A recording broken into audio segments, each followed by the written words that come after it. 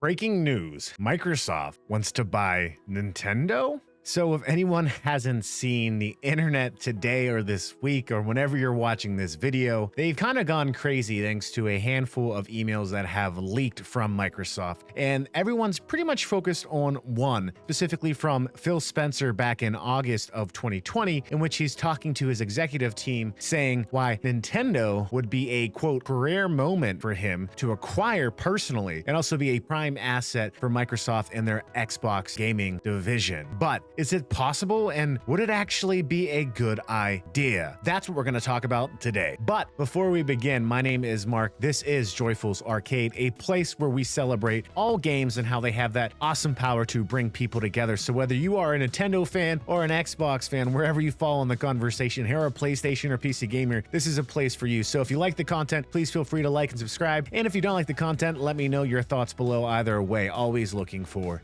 feedback. So to dive in again, there was this email specifically that came out this week, September 19th, 2023 is when I'm recording it, discussing why Phil Spencer agrees that Nintendo would be a prime asset to acquire. Now, to give some context, at the time, Microsoft was looking at acquiring TikTok, and there was an executive kind of pushing back on Phil Spencer saying, hey, why aren't we looking at something that's more adjacent to us like a Nintendo versus a TikTok? And Phil Spencer says, yes, it would be a great asset for us, but there are a lot of issues standing in the way from making that possible, specifically being Nintendo having a big pile of cash and that they have a board of directors that until recently has not pushed for further increases in market growth or stock appreciation. So beyond the organic growth Nintendo has achieved with their product lines, with their software lines, and now their media and entertainment businesses, Nintendo really isn't looking to strive beyond that. And because of that, they're really not open to one, any extreme partnership opportunities with Microsoft, but on top of that, a merger opportunity. So that helps us get some context for the conversation. But before I dive into this conversation more, I want to state two things. One, this video really won't focus so much on the actual ability of Microsoft being able to acquire Nintendo, as that's open to a lot of speculation right now. And while Microsoft certainly has the capital to make such a move, this leaked email was written years before the Activision acquisition, so I wouldn't wager their appetite is quite the same. In fact, I would wager the Activision acquisition perhaps was a result of the type of conversation you see Phil Spencer having in this very moment, specifically in that email. On top of that, companies are always looking at acquisitions and talking about what ifs. So just because they're talking about it doesn't mean it's going to happen, although it is weird to see it on paper like we all have. Plus, Microsoft has previously been laughed out of the room in the past from Nintendo based on past interviews from Bloomberg, and more so if Microsoft really wanted to acquire an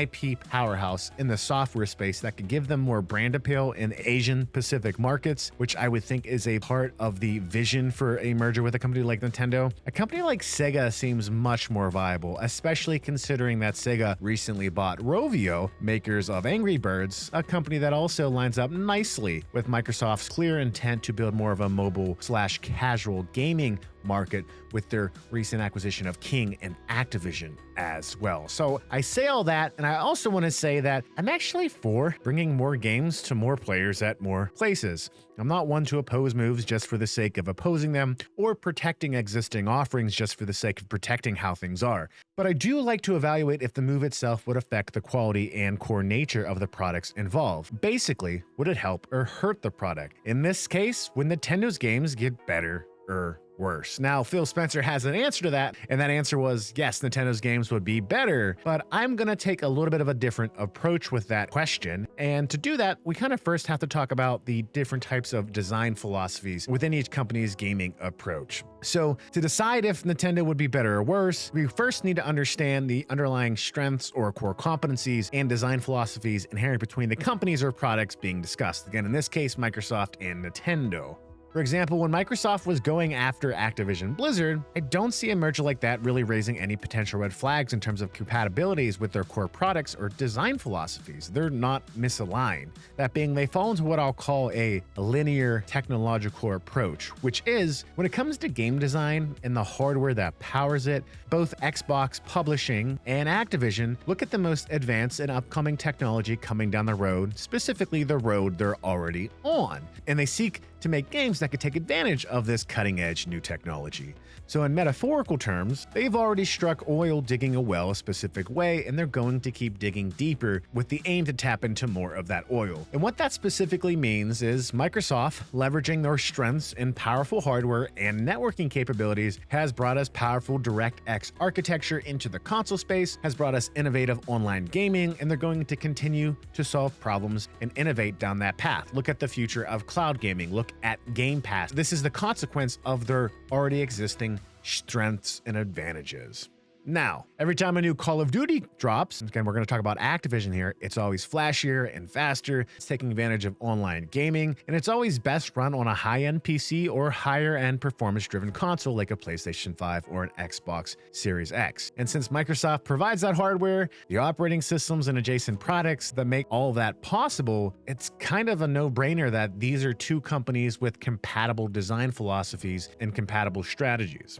And this is where the issue in my mind resides. Nintendo has a vastly different approach to design. While Microsoft and Activision fall into that linear thinking approach, Nintendo has a culture inculcated with a lateral thinking of technology application. That being, when faced with new problems, instead of staying down the same road, they switch it up. In the Nintendo's case, faced with the question of how we bring new ways for our customers to play and have fun, rather than adopting the most expensive and new hardware, they seek to adopt pre-existing hardware that's more affordable and apply it in innovative, disruptive, new ways no one saw coming. Case in point, think of the Nintendo Wii stacked up against the PlayStation 3 or the Xbox 360, or think of the Nintendo Switch today. In fact, Gunpei Yokoi, creator of the Game & Watch and Game Boy, called this lateral thinking with withered technology, and that, quote, Nintendo's way of adapting technology is not to look for the state of the art, but to utilize mature technology that can be mass-produced cheaply, end quote. This is extremely important because not only do the hardware makers get imbued with this philosophy, but so do the developers. Former President Iwata claimed that this philosophy has been passed on to Yokoi's disciples, such as Miyamoto, meaning software and game designers take this approach as well, which brings me to my ultimate point. Nintendo hardware and game design are so uniquely attached that it's essential to the core focus of play and fun that we also know as that Nintendo magic. So then the question is, if Nintendo was to be acquired for their IP and talent, could said IP and talent maintain that special spark of innovation and disruption? That is, lateral thinking inside an organization that tends to more largely be linear thinking with their hardware and publishing vertical, mainly focusing on that approach. I would say no, because as Nintendo has proven, game design and hardware are uniquely intertwined. It's not an either or, it's a both and if you take Nintendo out of one space, I think you see the latter space negatively impacted as well. That's not to say that this all might not change someday, that Nintendo might become a different type of company. That's very possible, but at its core, this is a culture within Nintendo through and through that I don't think can easily be changed, and I think that explains why Nintendo has always been so resistant to buyouts or mergers with other competitors directly in their market. They're very protective of that culture, and that's largely why Nintendo has been such a great place to work for people in Japan and in the United States. Nintendo is a company that's really not that common. I mean, think about when the Wii U was struggling. Nintendo, as you heard earlier in this conversation, has large piles of cash reserves, so safely they could rely on that cash reserve during that time. But instead of just continuing to take a large paycheck like President Iwata could during that time, he cut his salary in half, and he encouraged executives to cut it by 40%, just so they can maintain salaries amongst the rest of the company at good and stable wages to pay them justly. That is not something Western companies would do, and I really don't think this is a type of design philosophy or strategy you see in a lot of Western companies as well. There very well may be examples, but I do think that while Nintendo games being on more consoles in theoretical terms is a good idea, if it comes at the consequence of losing that magic that Nintendo is known for, then gamers ultimately lose out in the end. And for that reason, I would be against this deal. But that's just my opinion. I'm curious to know what you think. Do you think Nintendo should partner more with Microsoft? Do you think Microsoft buying Nintendo would be a good thing overall? I'm curious to hear your thoughts. Let's have a conversation in the comments below. And as always, have a wonderful rest of your day.